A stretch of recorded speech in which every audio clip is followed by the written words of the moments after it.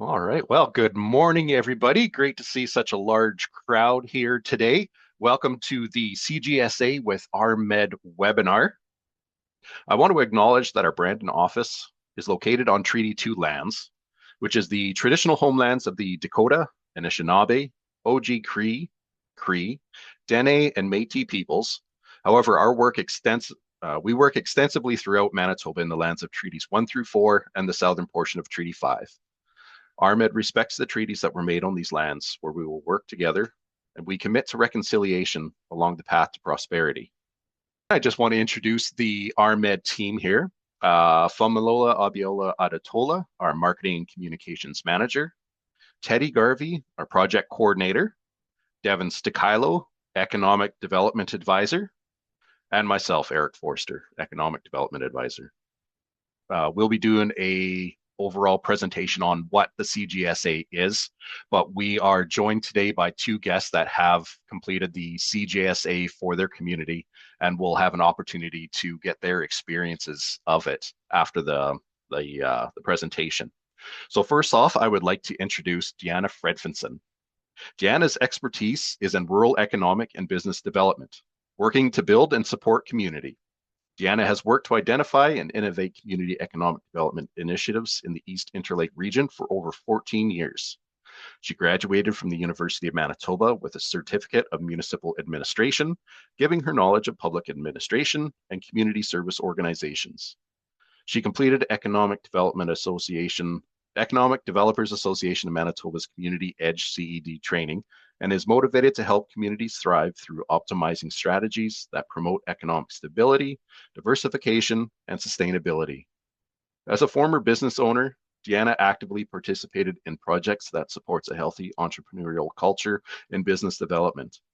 In the spring of 2022, she co-created with business colleagues 10 online business training modules called Build a Better Business Program for Community Futures Manitoba.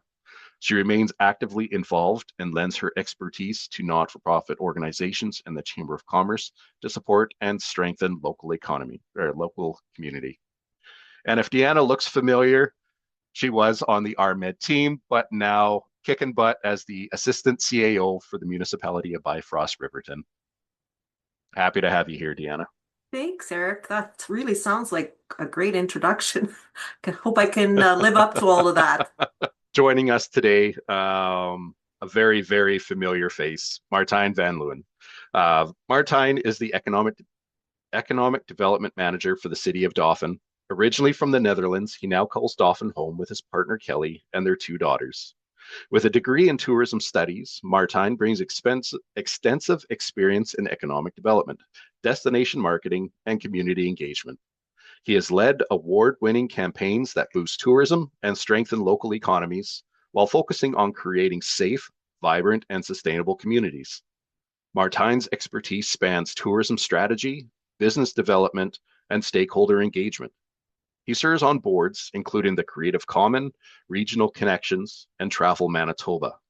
Beyond his professional work, Martijn is passionate about the arts, directing, teaching, and performing with Theatre Misk and Mecca Productions. He also developed a children's book series and writes poetry, blending creativity with community building. Martijn continues to make lasting impact in Dauphin and beyond through his dedication to growth, storytelling, and the arts. There's nothing like writing your own bio. It sounds great. Thank you for joining us today, Martijn. And now, with further ado, I will get my screen jumped over and we will share the presentation about what is the CGSA. Thank you, everybody, for your patience. So the CGSA, the Community Growth Strategy Assessment Tool. So this project started while I came into the line of it last year when it was already underway. And this was developed in partnership by Ruth Mealy. Her research led her to find the Rural Economic Capacity Index, which is a benchmarking tool to help support community-based economic development. Now, for those that have taken the Community Edge training, Can't remember exactly if it's module 2 where we start being introduced to David Freshwater and the work that he did on the East Coast. So for those that have taken this training, might find some familiarity with it. So overall, when we talk about the CGSA or the Community Growth Strategy Assessment, it's designed to help community leaders in Manitoba identify and implement appropriate economic development strategies based on their community's characteristics, assets, and community for growth. So this takes it a little bit further than what David Freshwater had, where a lot of his theory was based on population. So we start off with the very first step, and we learn a little bit about, what's your community's typology. And it's the key to understanding the characteristics of your individual municipality and to explore how this data can help leaders to choosing appropriate economic development strategies. For example, the data can help municipalities know if the population is growing or declining, if and where there are industrial gaps in its economy, how many businesses are in the community, and how many people they employ, what percentage of people travel out of the community to work, what industries people who live in the community work in. And by reviewing this information, communities can really understand their key economic strengths and gaps, leading to a more informed choice for appropriate economic development strategies that'll follow. And in this stage of the assessment tool, municipalities are asked to review their unique characteristics and complete a summary of the data, including strengths that might not be evident in the data alone, such as the natural or built assets that is unique to the community, or other nuances that define the municipality. Now, it is worth noting that all municipal leaders should complete at least the first 4 assessments: leadership and capacity, business environment, infrastructure, and municipal entrepreneurship, as these provide an assessment for all municipalities, no matter the size.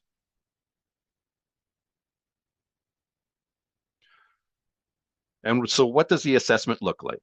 Well, initially, this is it. If you're going for the full assessment, there are 14 in total, with each one asking 10 questions. Now, each assessment does not contain a comprehensive list of considerations within each category, but they contain common questions on issues and actions that can help community leaders make an assessment of their strengths, assets, and abilities to undertake each strategy. And with this, what we've learned in conversations is it doesn't seem to be so black and white. While we try to dive down into finding a 0 for no or a 1 for yes, sometimes we straddle the line with a 0.5 because there are indications there that we don't want to dismiss, but not quite living up to their full potential. So it is worth marking as a 0.5 for note. Another thing that comes out of these questions is the conversation around more of the current context and nuances of your municipality. And this is the good stuff, where we ask you a question and through discussion we learn a lot more about the communities. Now, this can be a quick assessment to help municipalities understand the characteristics of their type, as well as the unique characteristics of their individual municipality. These results can lead to the discussion of where are we now to where do we go from here, and with strategies on how to get there. So coming from the field of economic development with municipal government, regional economic development, sometimes it's that conversation about, what are our strengths right now? Where do we want to be in the future? What are some of our strengths right now that we could be taking advantage of? And this is a great starting point for those municipalities. Even for ones that feel secure in their position and are doing great things, what we're finding is that the CGSA reiterates what they're already feeling already. And sometimes just having that second voice by having an outsider come in and say, yeah, you're right, you guys are on track. Our report's finding everything that you guys are doing. That's almost like a additional badge of honor for the amazing EDOs that are doing the work within those municipalities.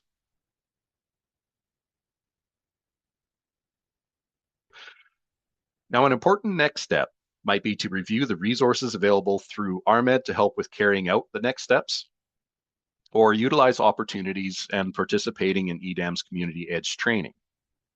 And just to wrap up the discussion here this morning, our CGSA provides data sets to define your typology. It assesses 14 different characteristics of an individual municipality or assessments. It gives us all an opportunity to review your unique characteristics as well as highlighting some of the nuances within your community. We get to discuss where you currently are and the discussion about where do you go from here. And it will also provide you an opportunity for learning more about different strategies and supports and a good engagement on how RMED could assist you further. Now, if this is something that you would like to do within your municipality, we encourage you to reach out to us to have a conversation with Devin or myself. Even if it is an engagement with council to have a discussion about the CGSA, we are always more than happy to come out to your community for those discussions, as well as, just jumping right into it and completing a CGSA. We are always happy to facilitate that discussion.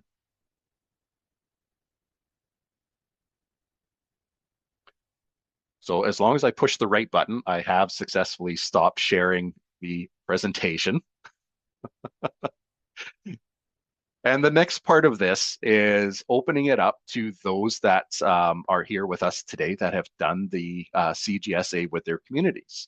So not to throw anybody into the deep end too quick, but Martijn, I would like to pick on you if you don't mind. And just share with us your experience with the CGSA so far. Yeah. I knew you would do that. I knew. Yeah. No, it's all good. First of all, I should apologize. I'm fighting a cold, so my voice is a little raspy today. But I happily volunteered our community to be the guinea pig on this program, and spent quite a bit of time with Eric and Deanna doing the interview and going over the program, and what the outcomes of that could be, and what I could do with it as a practitioner, and how I could take that to my community. So the first thing I would like to share is that this system is really a little bit of a report card as to how your community is doing. Or if you don't want to like to say it as a report card because it is supposed to be a positive reinforcement tool, maybe call it a mirror, like holding up a mirror. I think when I seen the outcomes, I wasn't surprised, but I was happy to see it kind of worked out and written down, because a lot of that stuff I already instinctively felt, right? So it's anecdotally, I knew what our strengths are and what areas we could do more work in. But having an assessment tool kind of backing you up does two things to me. It's actually three things. First of all, it affirms what I already felt. Secondly, it kind of reminds me that we have work to do, and what that is. And thirdly, it allows me to have an independent assessment and take it to my community, present it to council, present it to the academic development committee, present it to some community stakeholders, and go like, see, I know we've been talking about this, but now we have this document that shows us, hey, we do have some work to do here. And also, hey, we do really good on this side, because I know I'm mostly interested in seeing what it is that we need to work on, but it is nice to hear that you're doing really good in certain areas as well. So, and you can celebrate that moment. And I know in a bit you'll probably share the report for Dauphin, but it was very clear to me from the beginning while we were doing the interview, and I know the other persons that you interviewed on Dauphin kind of had the same opinions, is that we need to work harder when it comes to working with others. For example, like we didn't score as high in our regional assessment, right? We're not working enough with our partners in the region, and we don't have any BRNE strategies, business retention expansion. I'll try not to use acronyms too much because we don't have those tools in place where it could be very valuable to actually dive into that a little bit more. I also know that we have a very active and successful tourism strategy. So yeah, we scored really good on that. But it's nice to hear that, right? And to take that back to the community. So it's a very powerful tool to determine and decide what your next steps could be. It could assist you in your planning going forward. If you allow me later, I'll tell you a little bit more about planning and how it never works. But anyway, it does give you some handles to hold on to. Now, the last thing, and then I'll leave Deanna. I'll let you talk about your experiences. I just very quickly, last week, some of us attended the Western Canada Economic Forum in Winnipeg, and I attended a session held by the Rural Development Institute and RMED, and there was a tremendous amount of data presented. And one of the comments I made is like, what do we do with that data? Because we're all data geeks and we love it, and we love to see what our income levels are, what kind of demographics we have, how well we do, how much we have grown or not. But it's really difficult to sometimes interpret that data into action items. This tool measures some of those soft strengths and weaknesses as well. And it really gives you a little bit better, like I said, handles or attributes that you could use and actually turn into action items. So I know it's data driven and it's extremely important. The report will actually have quite a bit of data in it, but it also shows those softer sides of your community. And we follow the principle of community economic development. That's why in my bio, it talks about what we try to do is to create safe, viable, active communities. And this tool really helps with that. So I'll leave it to that for now. Thank you so much, Martijn. And yeah, we'll let Deanna touch base on it as well before we bring up your report. So Deanna, I'll hand it over to you. Great. Thanks, Martijn and Eric. Some of the things that I felt were very unique and discoverable from a large municipality or city like Dauphin compared to Arborg, and being on the side where I got to go through the process with the city of Dauphin, and then Eric and team came out to our municipality in Bifrost Riverton, and to see the comparisons but similarities on the outcomes of the tool. So the tool isn't just for large communities. It does really well in small communities. And I wasn't overly surprised again by the outcome, but there was some things that did stand out to me as we went through strengths. And then the municipality itself has a large manufacturing sector where I automatically felt we're doing good in that business sector, but we're not doing good in the smaller business sector. So we didn't score as high, but it was identified, and it makes you aware of the opportunities to expand in that area. As closely as we work with Community Futures East Interlake, that I didn't realize we still had a void. And taking the opportunity to build that strength out is fabulous. Another thing in our small municipality, we don't have a strategic plan.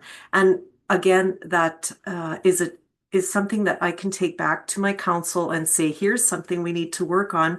But what's even better is there's a backup tool that RMED has to get me through that strategic planning, or at least we have the association, the EDAM Association, the Economic Developer Association of Manitoba, that is there to support the growth. And there's no community that will be stuck or stalled. There's always an opportunity for you to work on something that will better the health of your community, for starters, because really it's about having healthy communities, and that refers to tourism, that's agriculture. How diverse are we? One other thing we had also kind of highlighted was tourism, and being as close as we are to Lake Winnipeg, we don't take enough advantage of that. And just things coming to mind would be working with Travel Manitoba again, we had started down that path to expand on our tourism, I guess our tourism summary. Although groups like Martine that does really well with tourism in their community, we do not do as well. And how do we get to those same steps and successes that Martine has experienced? And it was one of those categories where we scored 1.5. So yes, we can do better, and recognizing those opportunities and working with those other associations just makes a healthy community again. Yeah, I agree. And just looking back, people are asking the questions about who do you bring together for the CGSA. Mhm.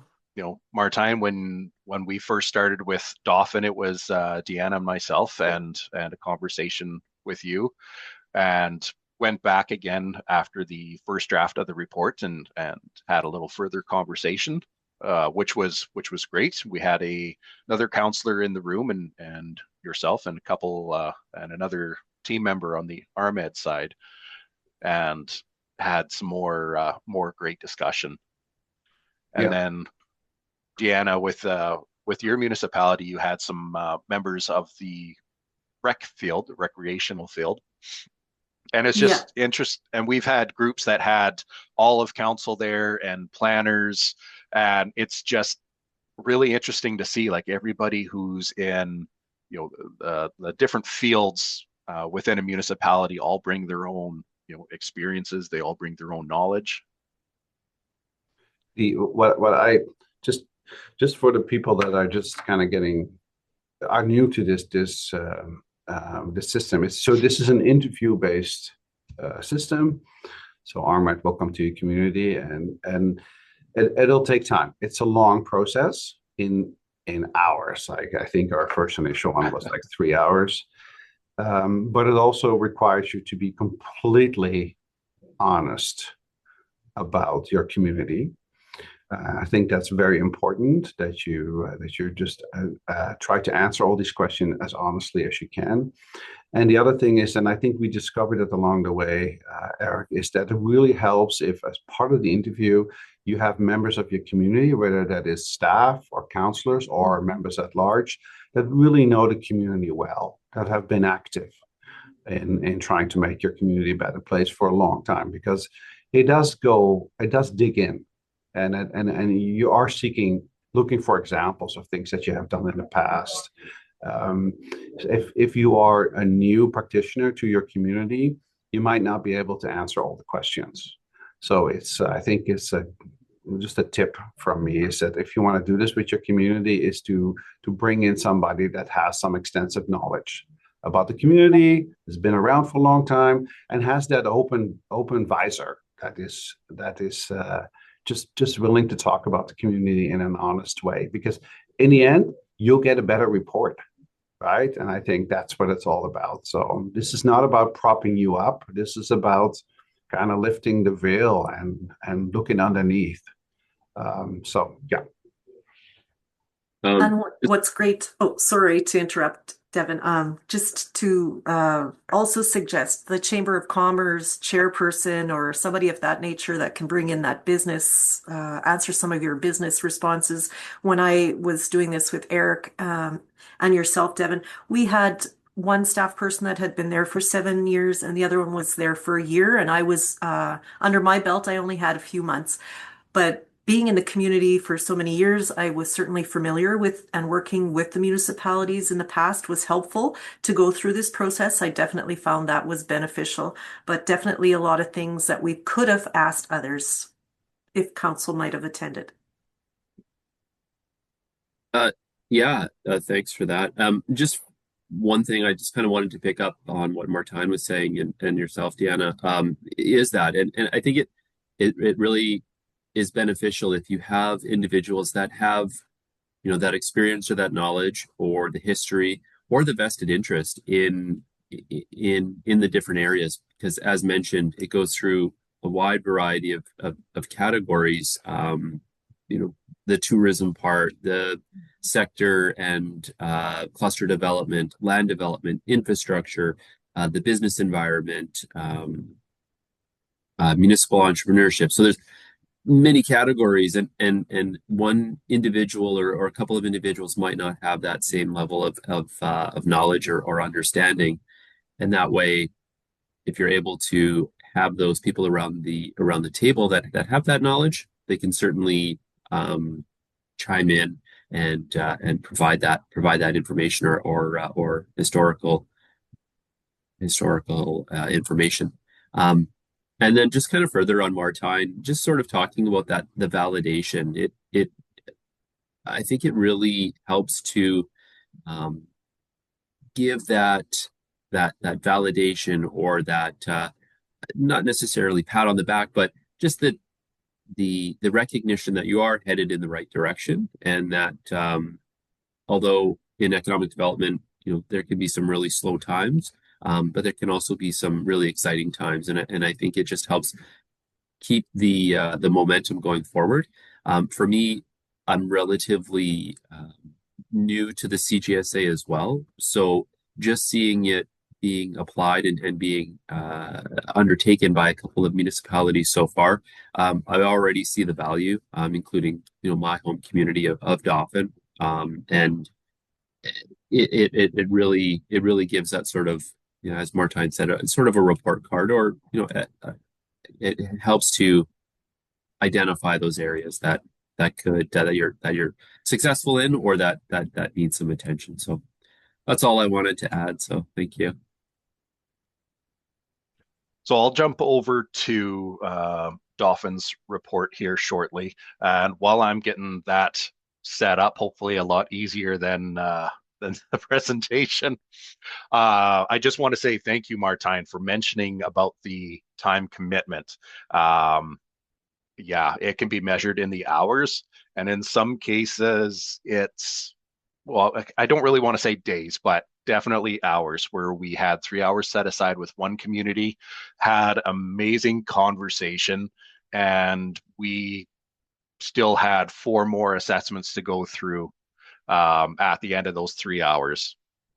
So we like to say it runs about 3 to 4 hours, but then again, that really depends on the conversation. And I apologize ahead of time. I am a talker. So I will ask questions, I will dive down, I encourage additional conversation. So I'm just going to throw that little, caveat in there. So yeah, I can chime in here while you get it ready. So the report shows initially, like you said, some topography, some basic census data about your community, which is interesting. It's always nice to see how many businesses you have in your community. And then it dives into the 14 different areas, which is a very extensive way of doing this assessment. Is because it not just focuses on like the primary 4 economic development staples. It really goes deep into those 14 different areas. So the interviewee, which is in this case Eric, interviewer, which is like Eric or Devin, they will ask you questions and you have to rank it. So you have to give it a 1 or a 0.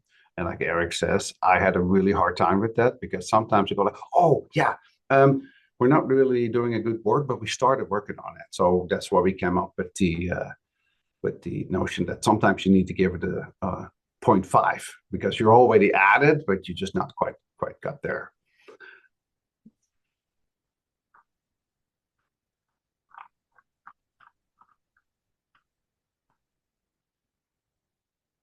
So the report does get translated slightly into a quick little SWOT analysis. I know that's not an in-depth SWOT analysis. That would require a lot more time and a bigger team to talk to, but it gives you the basic understanding. Again, when I read the report, I wasn't surprised by anything, but it's really good to kind of get that, put in front of you. I'll just get you to go to the detailed assessment result for the first one, leadership and capacity, Eric, because there is in the conclusion, there's lots of nice words about Dauphin. I can take that to my council and ask for a raise, but that's where it gets really interesting is the appendix where it comes to the detailed assessment, where it gives an actual score. And this is interesting for this matrix because it does give you an extra score. This is why I come up with the analogy for a report card. I know it's not meant to be a pass or fail kind of thing, but it does give you some form of measurement. You could also do it in colors, right? Where red is really bad, and green is really good, and orange is sort of in between. But you need something as a measuring stick. And it tells you which one of those 14 areas you have strength, and which ones you could be working on. I was surprised to see that we were doing pretty good in some of those areas. But what I do is I go to the ones that don't score as well. So we could probably bring up one that scored a little lower. Here we go. Business retention and expansion. So those questions really told me that we have work to do. Now, those of us who are practitioners, we know that BRME is a very time-intensive process. It's not difficult to do, but it takes constant maintenance and sometimes actually quite a bit of investment, especially when you want to use BRME tools and software, and you need a dedicated person to interview all those businesses. But it does give you tremendous amount of knowledge about your local businesses. I always say in economic development, there's sort of three pillars of economic development. The first one being growth or business from within, and the second one being partnerships in the region, and the third one is the smokestack chasing, right? That's the big one that everybody wants to have. Arguably, Dauphin is the strongest in the first one, and I think most smaller communities are. Like we have most of our growth, most of our new development, most of our entrepreneurship comes from within.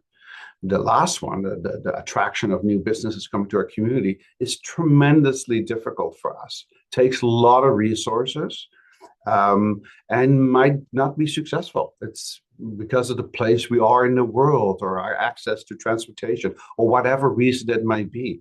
So business growth from within is something that's tremendously important to us. It's the strongest sector that we have, and yet I'm not doing enough work to supporting those local businesses by having a really good tool for them in which we can say, okay, this is where we're good at, this is what we need to focus on, this is the support or the prop up that they need. So I took this away from this report as my most important one.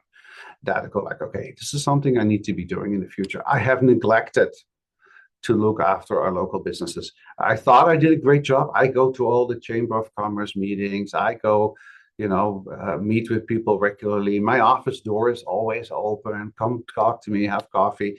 But it's quite obvious that that's not enough.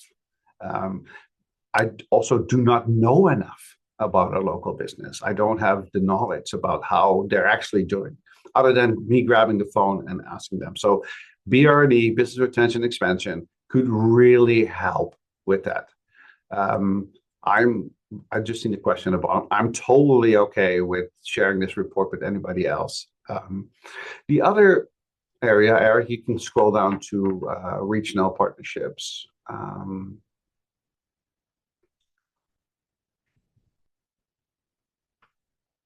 So regional assessment, this is the other one that I knew in my gut, I knew we're just like any of the other communities that are in this session today. We each have our own unique place in this world.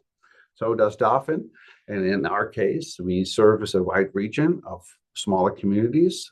We have a lot of smaller municipalities around us, and we're sort of the big bad city right in the middle of it. And we're not doing a good job in working with other communities. As a matter of fact, I can only name one project that we're doing as a region, and it's pulling teeth. It's really, really, really hard. So this is something that I see as a big shortfall not just from us, but also for the region. We're missing a tremendous opportunity in not working as partners because we know together we're much stronger.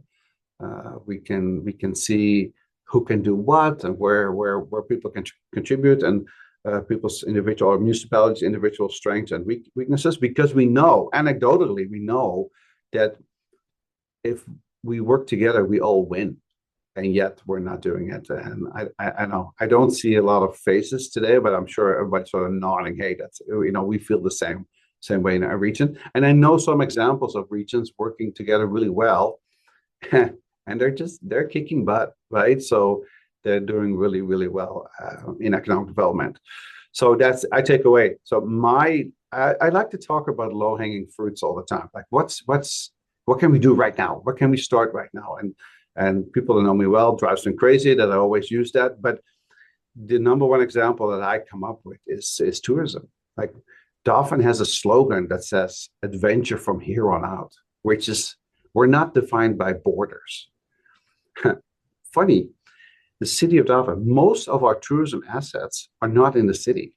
They are outside of the city. They're in the RM of Dauphin or the RM of Lakeshore, the national park, and yet we don't work enough together. So I took this one as another one. Yeah. It's so interesting that you say that because there was realizations with other larger cities that found they were assuming that they were doing a really good job of that regionalization partnerships.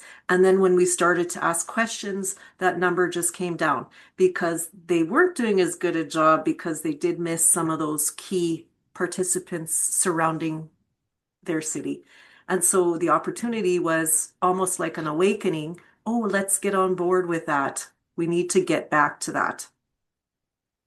Yeah, I sorry, I sidetracked quite easily, but we had at the last EDAM conference in Steinbeck, we had the minister Moses come and do a presentation, and the question was asked, what can the department do to help with those partnerships, right? Because it's really hard to do it on our own. We're all super busy. And often we want to thread carefully, not to offend some of the smaller communities around us. We want to, it's just having RMED or somebody from the outside helping communities with establishing those partnerships and maintaining them. Like I can't remember the last time that we had those regional meetings. And the Parkland runs really behind, and that has to do with the lack of capacity. Because I'm the only economic development practitioner left in the Parkland, so that says a lot. Yeah. And the other part of it too, I'd, like to just share with everyone on the call is that you don't need an economic development person to go through this process of using this assessment tool. And it may lead you to actually hiring an economic development person to take on this role in your community. You just have to take the first step. Yeah, exactly. And yeah, that was a perfect segue for what I was going to mention about like where we see some municipalities that are interested in different regional initiatives. Is that conversation, well, what do we do together? What can we do? Well, by having us into these municipalities, we can find the similarities, the assessments that line up, and that, as Martijn says, that low hanging fruit. Not saying you need to be in a partnership for decades or eons, but even one project that you can work together on and move that forward. Or if your municipality is interested in developing like an economic development strategy or looking at hiring an EDO, like what's that low hanging fruit that we can get started with and get the ball going instead of we have an EDO, your job is grant writing, that's it. But there's so much more to it, right? So again, I'm trying to be aware of the time, knowing that with you folks at the table here, I could go on and on and on in conversation. But with these remaining minutes, we've been getting some great questions popping up in the chats. If anybody has any questions, yeah, absolutely throw it in the chat, or if you feel confident, put your hand up and let's hear your voice. Let's hear your question.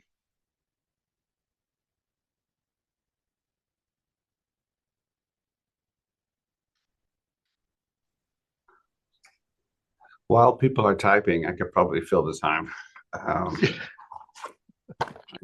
I talk way too much. Anyway, I mentioned the comment at the beginning about strategic planning and planning. And we all know that that is extremely important, and you can use it for your strategic planning. The problem that I always deal with is that we then don't use that plan to turn into action items, right? In our field, we all say we need to plan, and then we're flying by the seat of our pants anyway, because we got other duties as assigned. People just come up all the time, and I'm not saying this is the perfect solution, but we have found a way that works for us. So we're due to update our development plan. So Devin will absolutely recognize this, but we turned our development plan, you see it, into a strategic document, which is a vision document, calling our city plan. And although it does not have necessarily real action items attached to it, it's our vision document. It's the thing that I drag, you can tell by all the stickies that are in it, that I drag to meetings with me, because it's our kind of guiding document. So if any communities that are out there are struggling, perhaps that's a way to get started, to instead of a specific economic development strat plan, perhaps your municipality can do a municipal guiding document.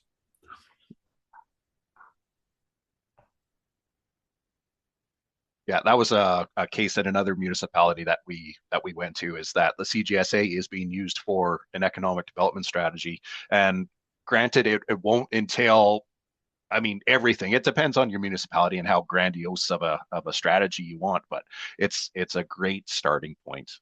So most of the people in the room, I'm going through the names, they know me, they know the experiences I've had before, municipal EDO, regional EDO, and sometimes, just from my own personal experience, you're working with a board of passionate individuals that want to see stuff happen in the region, want to do good, but, may not just have, well, of course, may not have the same level of training in economic development or experiences as you have. So it's a great way to open up that conversation to get everybody on the same team.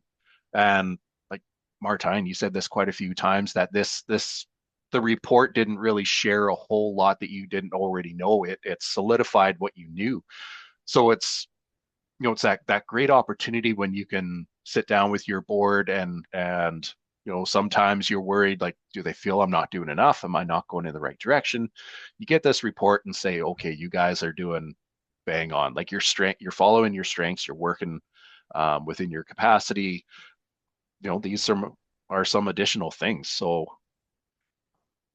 in my experience in Manitoba, we're not here to knock each other down. Like and maybe this is just my passion coming through, but we're here to prop each other up. I mean, that's the Economic Developers Association of Manitoba. We're here to support each other, to learn from each other, to see Manitoba rise up as a province. And I'll get off my soapbox for a moment.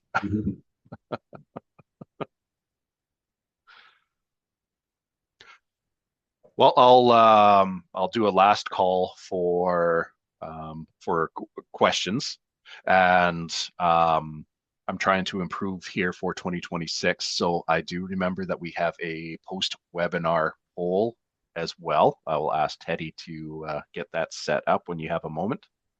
Sorry, I'll just draw attention actually to Abby's question here. She says, I would like to visit my businesses in the municipality, but I'm not too sure what I would say.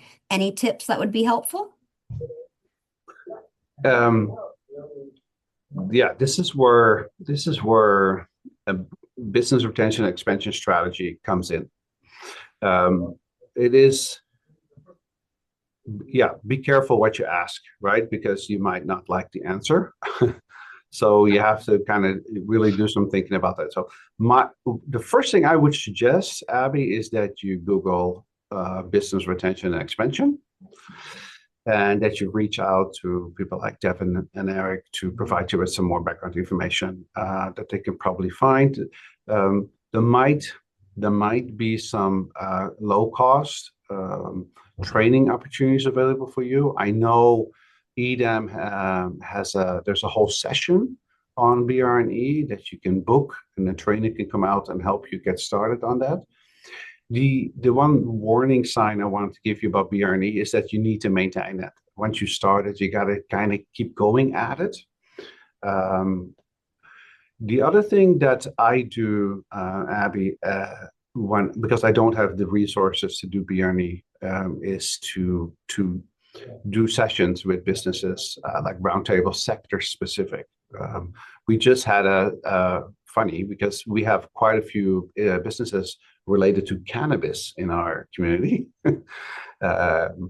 Including hemp and marijuana growers and sellers and butt tenders. And we just did a sector meeting with them. They requested it and we brought them together and we specifically talked about that sector only. And we've done the same with manufacturing, with tourism, which we call our boulders. Our most important tourism assets are our boulders. That's a Travel Manitoba term. We bring them together twice a year. So don't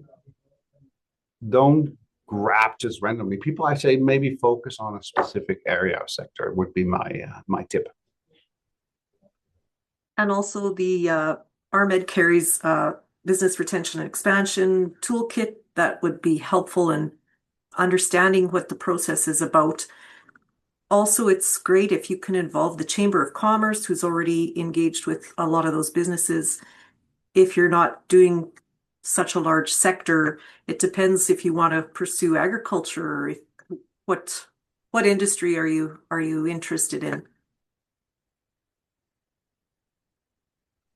Yeah, so Abby, I hope that answered your question. There's not really anything I could add to that as well. The only thing I might throw in as well is if you are a member of EDAM, the Economic Developers Association of Manitoba, we do offer opportunities for you to email our association manager with questions, which get sent out to the rest of the membership. So, when we're having conversations, like I'm looking at sector specific BRNE, what's worked for other people, what hasn't worked. There's just that opportunity to connect with a system that's there as well. And I always welcome people to email or call. Always up for a conversation. And Devin, I know you're always up for a conversation as well too. So just make sure that we're being engaged and utilized. Hey, Karina has her hand raised. Okay, great. Sorry, Karina, I didn't see that. Go ahead. No, that's quite all right. Okay, I have a question. So I am a small business owner. I am a former municipal councillor, so I kind of know a bit of both sides. Now, hearing today that you don't need an economic development officer to get started with this is good to know. But here's, I guess, where I'm in a conundrum. We've got municipal tax dollars that are invested into RISE, which is supposed to be a regional economic development entity. We have a chamber, we partially fund a chamber of commerce, and we bring in business taxes. And of all those three, even when I sat at the municipal table, I continuously asked, what is our return on investment from those entities? And what are we doing with that money? The business taxes go into the general account, so nothing there. There has been no concrete, tangible return on investment from RISE or the chamber in the last, I'd say, at least 3 to 5 years. So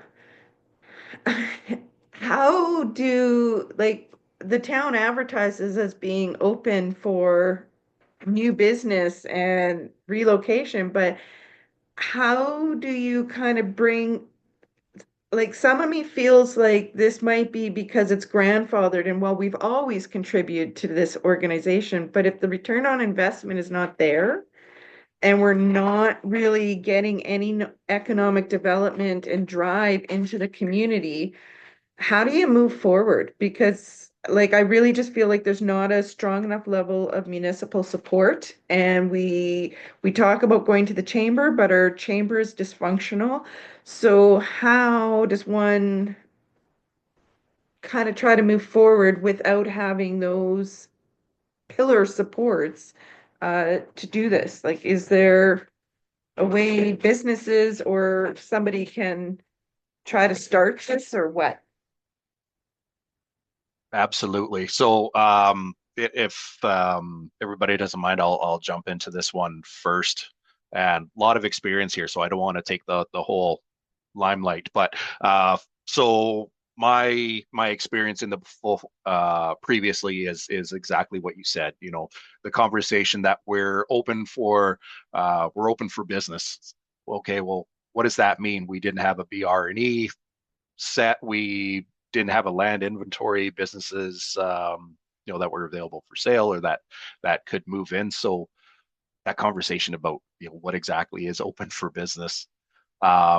Number two, and this is something that I learned as well, is the need to track on your KPIs, so your key performance indicators, but making sure that things are measurable. I know sometimes in the EDO field, it's hard to put some measurables towards items because a lot of the work that we do is the foundational work that nobody ever sees and sometimes hard to report on. So from my perspective, it sounds just that there's a need for people to come together to have that conversation. Um, I never cheer on those negative conversations, but having hard conversations is definitely helpful. Sometimes it's easier just to bring the truth forefront, have a discussion about it, and come up with action items to move forward. And I'll open this up to Deanna, Martine, and Devin as well if there's something you want to share. Yeah, you're right, Eric. Our AgDev work is not always something that you can measure, and often it takes a long time before you see results. So we have to be extremely patient always, and that's very frustrating. It drives me crazy. But you do get, when things are going in the right direction, that you have moments to celebrate. So back to KPIs, Eric, there is a few things that I use that give me more on the ground, up-to-date information. I get a report for building permits, for example, every month from our planning office. That is, you kind of get a feel for how things are going when you see the building permit values and the amount of new builds or renovations. So that gives you an idea. We look at things like water hookups. How's that going? So there is some municipal statistics that you can pull and create. Yeah, and other than that, it's hard because we get a new census every 4 years, and that is really a big measuring stick about how your community is doing. But at the same token, I had a mentor once tell me, we want to grow, but only 1% at a time. And you can just ask our colleague in Newport how it feels when you grow 10% at a time, right? Where your community is almost like sort of breaking apart and you have to really work hard to keep it all together because there's explosive growth. So yeah, you do want to grow because standing still or declining is not good. But it's not just about growth. It's also about quality of life, safety. And I know, Corinne, you're in Swan River, so these themes probably ring true to you as well. Is that we all want to feel like we live in a great community. And we are forced by councils to work on these things more and more. And they're not measurable. They're very difficult to measure. They're emotions. So we, as AgDev, are much more in an emotional work field now than we were in the past. Which has everything to do with poverty reduction, homelessness, drug epidemic, and all that kind of stuff, right? So we're being pushed in those directions as well. And these are incredibly difficult to measure. So that's a big challenge in our field right now. Yeah.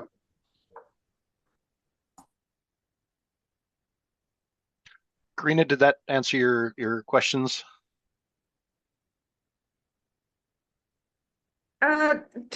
To some extent, yes. And at the same time, not really, because we're still kind of in that boat of how do you get things going if your main pillars of support are not really there to support?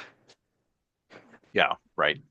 And with that, I think back on the community edge training available through EDAM, like module one, what is community economic development? Is there a need for economic development? And looking at the landscape. And this is where I feel the CGSA kind of fits into place there too, is looking at the strengths from all the people in the room and then having that discussion, like, you know, can we do economic development in the area? Yes, we do say that municipalities can do this without having an EDO, but it comes down to that discussion, like who's going to push that needle forward? Who's going to be responsible for this? Municipal governments, and as you said, Karina, you were a counselor as well. I was a former counselor, and I know sometimes budgets just get stressed, so it seems to be more and more on the tables of our CAOs, assistant CAOs, EDOs. But just bringing people to the table for a conversation, and something that RMED is happy to to have that discussion with you and find out how we can help with your area.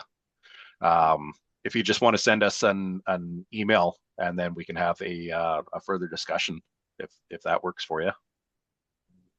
I can absolutely do that because, like, one of the things I even asked for while at the table is, can we do an in-depth review of where we're allocating money, tax dollars, and maybe look at, instead of just sending the money that way, because that's what we've always done, maybe we need to look at bringing that back in-house and going a new direction and trying something different with that money and seeing what comes of that rather than just continuing to do what we've always done.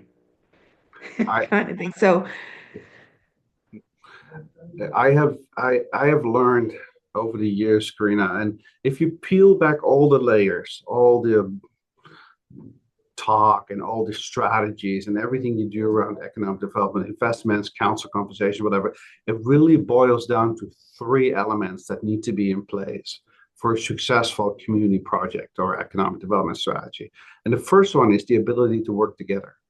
If you cannot do that, that kind of makes it difficult right there, right? The second one is you need to have the buy-in from your community. So whatever it is that you're doing, you need to have that blessing from your community. That can be your community as a whole or a specific sector group. And the third one, it's a fancy word for timing, and it's called luck, right? Do the stars align? Is this the right time to do something? Are there grant programs around? Do I have other competing projects? How is our council doing? Do I have some people that I can really activate to do things for me? That one is a bit of more uncontrollable. But the first two, those are the first two that I think communities need to start working on. Is that get all the noses in the right direction? How can we work together? And does the community agree? And you need to go back to your community and check in with that, because I've seen too many councils in the past having an idea, knowing that the rest of the community is not in favor and they're still pushing it through. And I have yet to find one that had a successful outcome. As for the other way around, if you work on a project as an dev team or a committee or a corporation or a council, and you know you have to buy in from the community, things can actually very quickly fall into place. So those three things, those are just sort of the core elements of the work we do.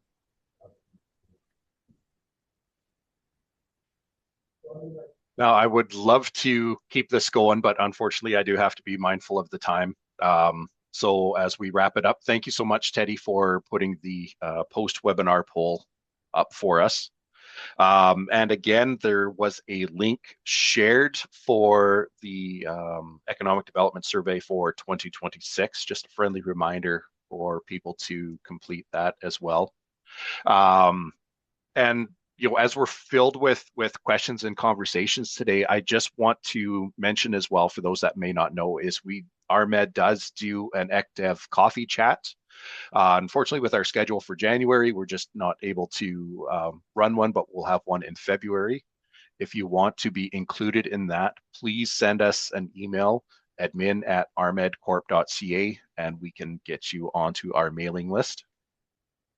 And friendly reminder, we do have another webinar happening on February 12th with Prairie's Can, with a discussion around the industrial and technological benefits policy and touching base on the Regional Defense Investment Initiative.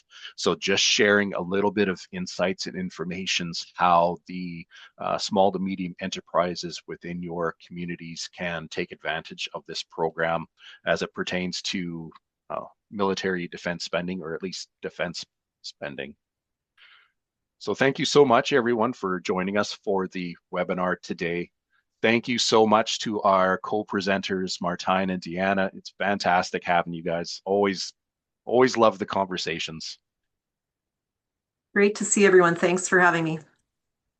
Take care. Thank you. All right. Bye. Thanks, everyone. Take care.